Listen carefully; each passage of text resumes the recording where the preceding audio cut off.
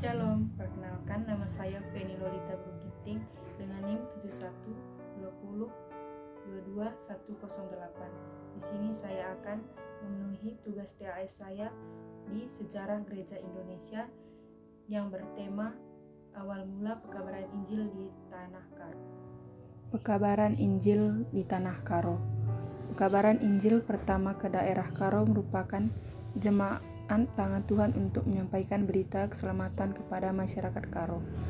Kehadiran pekabaran Injil pertama di daerah Karo dibagi atas 2 kurun waktu oleh Lembaga Penelitian dan Studi DGI. Kurun waktu yang pertama di masa permulaan, mulai tahun 1890 sampai 1906. Kurun waktu yang kedua disebut masa-masa penanaman dan penggarapan, mulai tahun 1906 sampai 1940. Masa-masa permulaan tahun 1890 sampai 1906, pekabaran Injil periode pertama ini diterima masyarakat Karo dengan permusuhan. Masyarakat Karo menentang Belanda karena Belanda mengambil tanah rakyat untuk ditanami tembakau. Orang-orang Karo menunjukkan perlawanannya dengan membakar gudang-gudang tempat penyimpanan tembakau pada malam hari, merusak tanaman tembakau dan bahkan mengancam jiwa para pengusaha. Mr. J.T.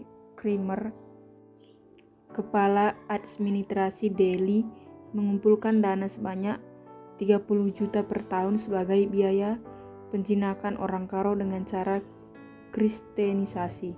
Creamer berpendapat bahwa jalan satu-satunya untuk mengamankan perkebunan mereka adalah dengan melembutkan hati orang Karo dengan cara pemberitaan Injil.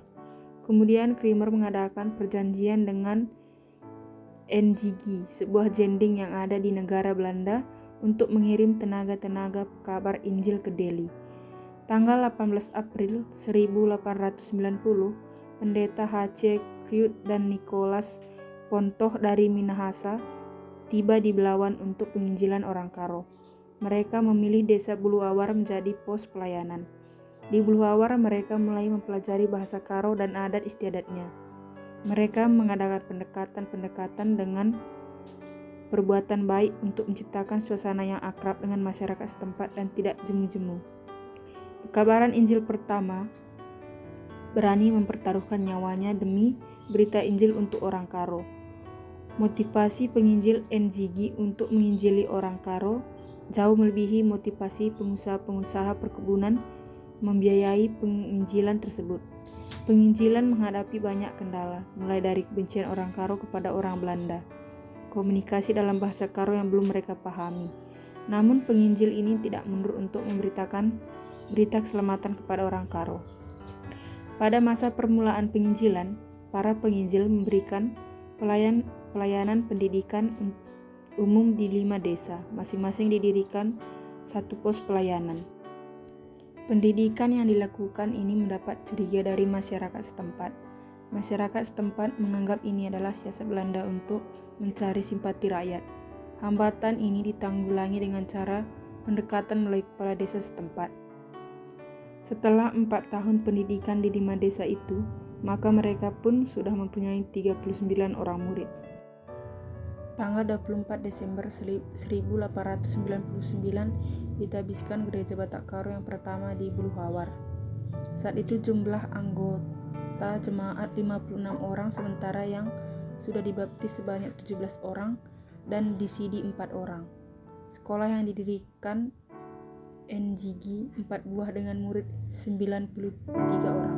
Masa-masa penanaman dan penggarapan tahun 1906 sampai 1940. Dapat dikatakan bahwa yang berperan pada masa sebelumnya adalah seluruhnya di luar orang Karo, tapi pada masa penanaman dan penggarapan ini orang Karo sudah ikut terlibat. Pada masa penanaman dan penggarapan banyak dilakukan pembangunan di bidang kesehatan masyarakat dengan membangun poliklinik dan rumah-rumah sakit. Semenjak itu, gereja Kristen Karo yang kemudian dikenal dengan gereja Batak Karo Protestan GBKP berkembang sekalipun sangat lambat. Dari Buluawar